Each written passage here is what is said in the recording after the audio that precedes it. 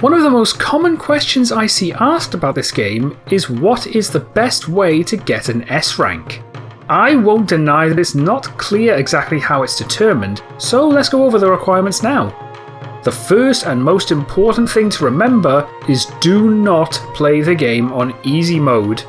Regardless of your final results, the highest rank that you can get on easy is an A rank, so you'll need to play on normal, hard, critical, or hell modes. Obviously, critical and hell are out of the question here, so let's just stick with normal.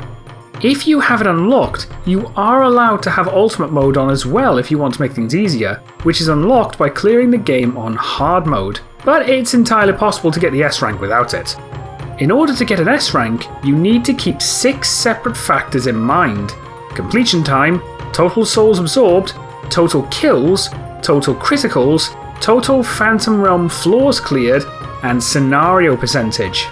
However, unlike other games in the series, Onimusha 2 actually ranks you based on a point system instead of just having a single hard requirement for each category. Each category is worth up to 10 points depending on how well you do, and your total points will determine your rank. If you have less than 20 points, you'll get a D rank. If you have between 20 and 34 points, you'll get a C rank. 35 to 44 points get you a B rank. 45 to 53 points is worth an A rank, and at least 54 out of 60 total points will net you an S rank.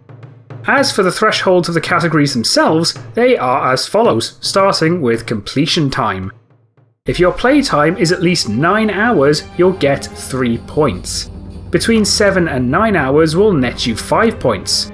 Between 5 and 7 hours is worth 7 points, and less than 5 hours will get you the full 10 points. For souls absorbed, you'll only get 3 points if you absorb less than 40,000 souls. Between 40,000 and 80,000 will net you 5 points. From 80,000 to 120,000 is worth 7 points, and 120,000 or more will get you the full 10 points. This shouldn't be too difficult as long as you don't skip a bunch of enemy encounters. Also bear in mind that any soul bonuses you get from absorbing multiple souls at once does count towards the total, so try to get as many souls in a single go to get a bigger bonus, something that will only be made easier if you can land critical hits. Speaking of enemy encounters, let's move on to total kills. Getting less than 300 kills will only get you 3 points. From 300 to below 600 will net you 5 points. From 600 to below 900, you'll get 7 points, and getting 900 or more total kills will secure 10 points. This can be made easier if you don't skip the Phantom Realms, considering how many enemies you'll find in there. Next is total criticals, which for some may be a bit tougher. If you hit less than 150 criticals, you'll only get 3 points. Less than 300 will be worth 5 points. Less than 450 will be worth 7 points, and getting at least 450 will be worth the full 10. This will likely require a bit of practice, especially on tougher enemies, though bear in mind that chaining from an easier to crit enemy into a tougher one does still count, as does auto-chaining by performing a critical either with a fully charged weapon or while in Oni mode. If possible, the Black Necklace can also make this quite a bit easier, though you may need to do a bit of safe scumming in order to get your hands on all 3 fossilized bones. Now we move on to Phantom Realm floors. Clearing less than 19 floors across all 4 Phantom Realms will only net you 3 points, while 20 to 29 is worth 5 points. 30 to 40 floors is worth 7 points, and clearing all 41 floors of the Phantom Realm will get you the full 10 points. Keep in mind that in order to clear every floor, you will need to go through Kataro's playable section, as the red and blue Phantom Realms can only be accessed by him. If you don't, the most you can clear is 31 floors. The easiest way to ensure that Kataro's playable section is triggered is to make him your primary friend by raising his friendship higher than everyone else's. Something else to remember is the 21st floor in the Purple Phantom Realm. Do not forget to drive the Rekka Ken into the floor when you first get it in order to access the 21st floor instead of leaving through the exit portal. Simply reaching the final floor is enough to count since there's no enemies there. Finally, we have scenarios completed.